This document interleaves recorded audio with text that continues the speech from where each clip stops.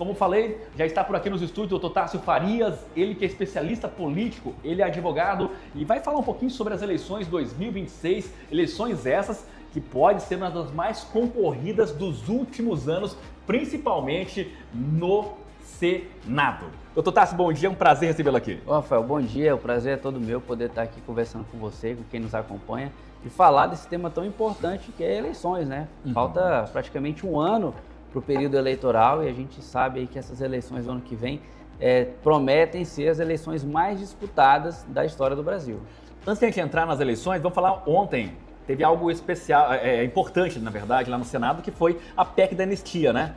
Não passou. A PEC da blindagem, Da blindagem, né? desculpa. Isso, a Blindagem, PEC exato. da blindagem que foi discutida na Câmara dos Deputados dias Isso. atrás, foi aprovada com uma grande votação e ontem foi analisada pela CCJ Exatamente. do Senado, que é a Comissão de Constituição e Justiça. E lá, de forma unânime, né, por 27 votos, foi arquivada essa proposta porque os senadores entenderam que ali havia uma inconstitucionalidade material na proposta. E o objetivo era o quê? Uma espécie de proteção, de blindagem aos parlamentares contra o judiciário, especialmente contra algumas ações do STF. Só que no texto, né, continha ali alguns pedidos, né, por exemplo, se cometesse um homicídio, por exemplo, né, estaria ali blindado por essa PEC, né, e aí não foi aprovado porque eles não concordaram com essa situação. Exatamente, ali o texto previa crimes comuns e estendia também para presidentes de partidos políticos, né, que não tem hoje nenhum tipo de foro de prerrogativa, não tem nenhuma imunidade por suas falas, né? Então, assim, foi um texto bem amplo e os senadores, então, arquivaram essa matéria. Perfeito, doutor. Agora vamos para as eleições estaduais. Eu venho falar do governo do estado de Rondônia.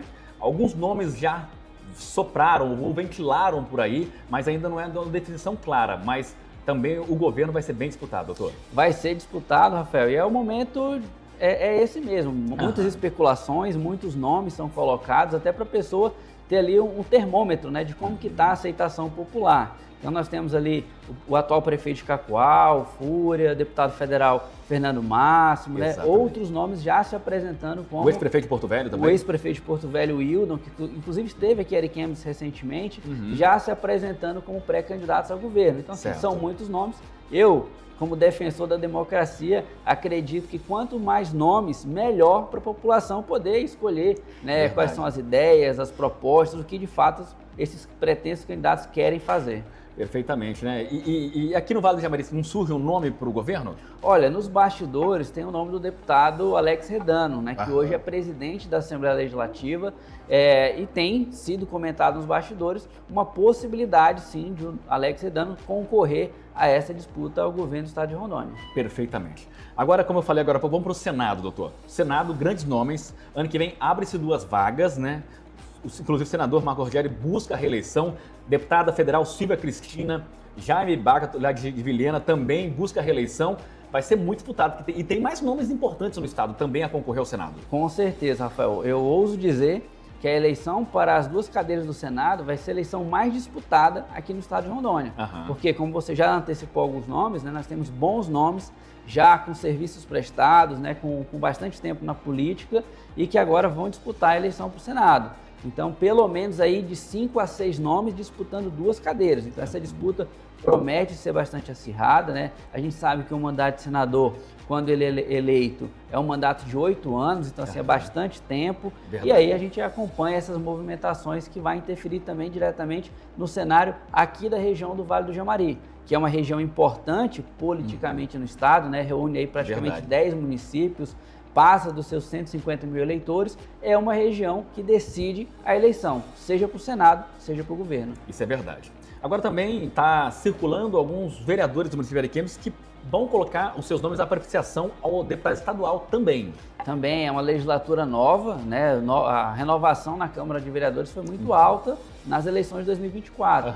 E alguns desses vereadores já aí, alguns de forma pública, outros ainda nos bastidores, já comentam candidaturas. Nós temos a vereadora Rafaela do Batista, né, que se apresenta como uma pré-candidata a deputado estadual, tem o vereador Lano Matias também, vereador João Mendes, né, que foi o segundo vereador mais votado do município, pré-candidato a deputado estadual, e temos o nome do presidente da Câmara, o vereador Felipe Rosic, como um pré-candidato a deputado federal.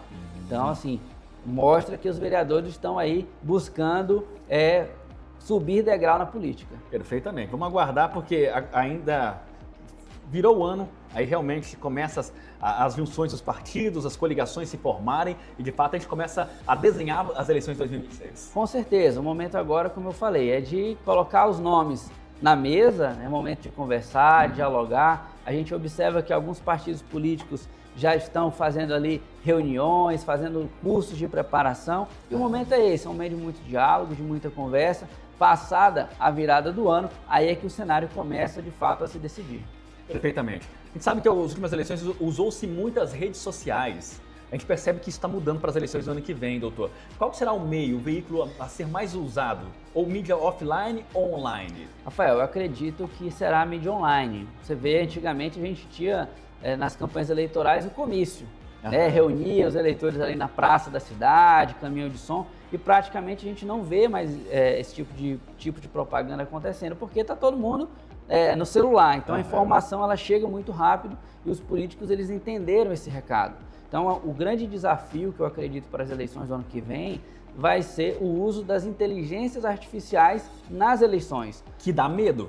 Dá medo, é preocupante porque toda ferramenta tecnológica, eu acredito que ela foi pensada e desenvolvida para facilitar, pro bem. Mas a gente sabe que infelizmente algumas pessoas, ou um grupo de pessoas utiliza isso da forma errada, usa para o mal. E aí você tem fake news, você tem propaganda eleitoral negativa e isso pode influenciar de forma negativa na campanha. Então, a inteligência artificial certamente vai ser a grande diferença para as eleições do ano que vem.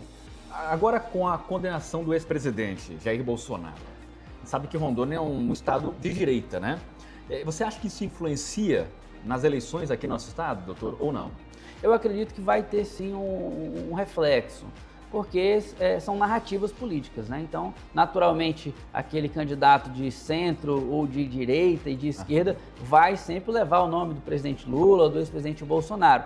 Talvez essa condenação a gente não consegue ainda mensurar se daqui a um ano, a gente está falando daqui a um ano, se isso vai ter um efeito político positivo ou negativo. O fato é que outros nomes da direita, a exemplo do governador de São Paulo, Tarcísio de Freitas, surgem como opções de ser o candidato apoiado pelo presidente Bolsonaro. Perfeitamente, né? E será que a direita no Brasil lança um nome, já tem um nome, né? Será que confirma a Michele ou Tarcísio? Qual que você acha que vai vir de fato? E será que consegue buscar o resultado que eles esperam? Rafael, tenho conversado com alguns amigos lá de Brasília que estão acompanhando todas essas discussões e eles falam que a direita está um pouco dividida, porque nós temos o governador de São Paulo, né, que é o Tarcísio, como mencionamos, governador do Paraná, Ratinho Júnior, governador de Minas Gerais, Romeu Zema, todos são bons nomes que querem disputar a presidência. Então, ou seja, se tiver muitos nomes no campo da direita, a tendência é que esses votos sejam divididos,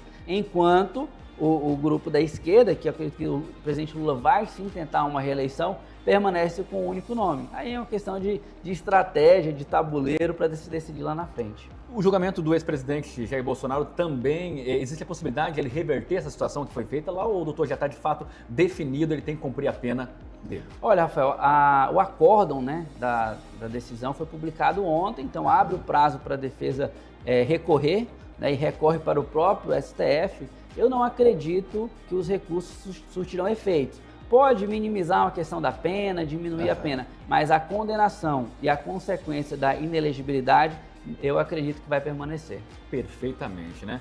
E a gente volta para o estado de Rondônia. Essas eleições, haverá algumas mudanças para o ano que vem ou permanece da mesma forma das últimas eleições, doutor? Rafael, lá no Senado, falando do Senado novamente, claro, né? Está a proposta da mudança na lei eleitoral. Certo. É importante lembrar que a eleição do ano que vem acontece dia 4 de outubro. Ou seja, qualquer mudança na lei eleitoral ela só pode acontecer até 4 de outubro desse ano. Ou seja, semana que vem praticamente. Isso. Está muito em cima. Verdade. Eu não acredito que nós vamos ter nenhum tipo de mudança significativa. As regras eleitorais serão as mesmas que estavam valendo nas eleições do ano passado. Perfeitamente. E vamos lá, doutor, vamos tentar aqui. O ano passado a gente fez, nas eleições passadas, desculpa, nós fizemos o chutômetro, né, e acertamos. Qual que é o nome mais cogitado para ser o governador do estado de Rondônia hoje, da sua opinião? Rafael, eu converso com atores políticos, vereadores do estado todo. E hoje, se eu fosse arriscar um nome, eu arriscaria o nome do hoje deputado federal Fernando Máximo. É um nome que foi secretário de saúde do estado no momento da pandemia, conhece a gestão do estado e tem buscado parcerias estratégicas. A exemplo do prefeito de Porto Velho, Léo Moraes, o prefeito Florido de Vilhena. Então, toda essa conjuntura coloca, sim, o nome do deputado federal Fernando Máximo como um forte concorrente ao governo do estado. Eu também acho. Ventilou, não é nem da prefeita, ela não falou de momento nenhum. A prefeita vira deputada estadual, né? E o marido dela, o presidente da Assembleia, deputado Alex Sedano, vem ao governo. Procede isso? Você chegou a ouvir alguma coisa nesse sentido ou não, doutor? Olha, o deputado Alex Sedano já está no seu terceiro mandato de deputado, presidente da Assembleia, né? Ele tem um diálogo muito bom com todos os deputados, tem feito um trabalho em termos de gestão da Assembleia muito bom. E assim, nos bastidores, né, sempre tem essa possibilidade, essa construção, mas eu apostaria que ele vem à reeleição. A reeleição. Doutor, sempre muito esclarecedor os temas que você nos traz aqui no programa. Obrigado por compartilhar o seu conhecimento conosco e falar um pouquinho das eleições. A gente sempre fala, a eleição realmente está presente em todos os momentos da nossa vida, a gente tem que discutir sobre ela, né? Tem que falar mesmo para escolher a melhor opção para o nosso estado. Com certeza, é o que eu sempre falo, Rafael. Falar de política, na minha visão, é levar informação, né? Verdade. E hoje nós vivemos tempos tão conturbados no nosso Brasil que a gente não está falando de esquerda ou de direita, a gente está falando de política e é comum a gente encontrar quem pensa diferente da gente. O importante é ter a conversa, né? Verdade, então, verdade. Eu agradeço aqui o espaço, desejo a você, todo que nos acompanha aqui, um excelente dia. Obrigado, doutor. Doutor que é um grande parceiro sempre da Rede TV. A gente fica grato. Obrigado, doutor. Bom dia. Eu que agradeço.